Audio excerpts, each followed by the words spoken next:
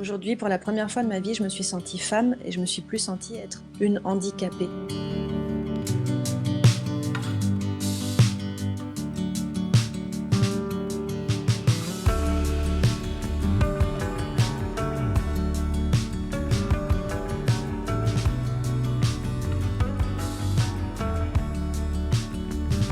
La ministre chargée des personnes handicapées, Sophie Cluzel, s'est déclarée favorable à l'accompagnement sexuel des personnes en situation de handicap. Notre association, l'APAS, l'Association pour la promotion de l'accompagnement sexuel, milite pour cette reconnaissance depuis déjà des années. Et cette annonce nous a laissé un petit peu perplexes parce que l'on sait qu'on n'a pas du tout été consulté en amont. Et on l'a entendu dire qu'elle souhaitait aller voir ce qui se fait dans les pays voisins, alors que nous existons en toute transparence déjà depuis 2013.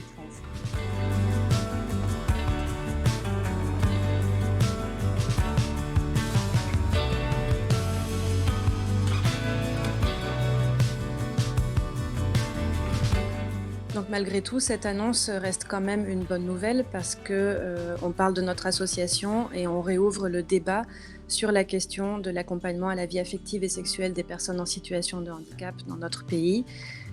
Après, ça me laisse toujours un peu songeuse de voir qu'on ouvre des débats et qu'on consulte la société et qu'on consulte un comité d'éthique sur des questions de libertés individuelles.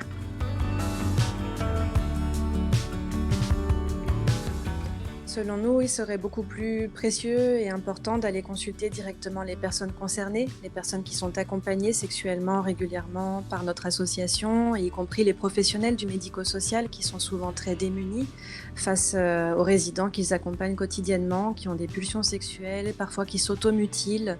Ils ne savent absolument pas comment gérer ça. Notre association et l'accompagnement sexuel, de façon plus générale, peut bien sûr les aider. Nous intervenons régulièrement en institution. Il serait précieux aussi d'écouter les familles, les mamans, les papas, tous les proches de personnes en situation de handicap qui expriment des souffrances dans leur vie affective et sexuelle, plutôt que d'interroger un comité d'éthique qui n'est pas forcément directement concerné par ces situations.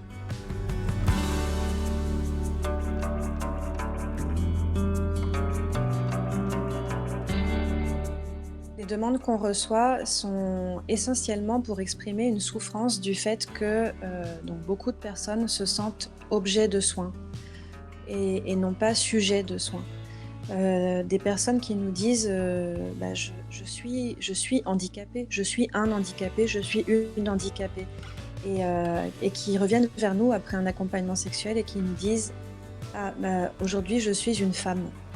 C'est surprenant qu'une femme m'écrive, une femme certes en situation de handicap, une femme qui a sa spécificité m'écrive pour me dire « je suis une femme ».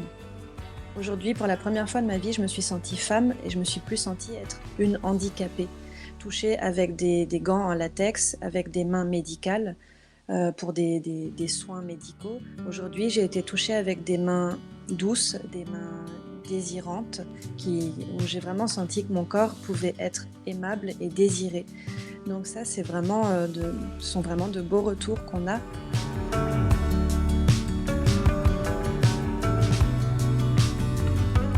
L'accompagnement sexuel est une activité qui existe depuis 20, 30 ans, même un peu plus dans d'autres pays d'Europe, notamment en Hollande, où ça existe depuis bien avant les années 80.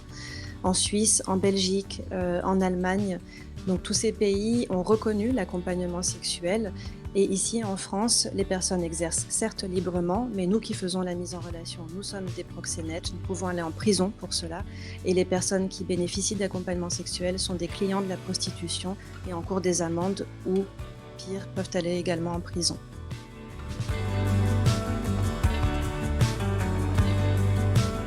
La prostitution et l'accompagnement sexuel existent depuis toujours. Donc autant qu'on en parle et que ça existe de façon reconnue.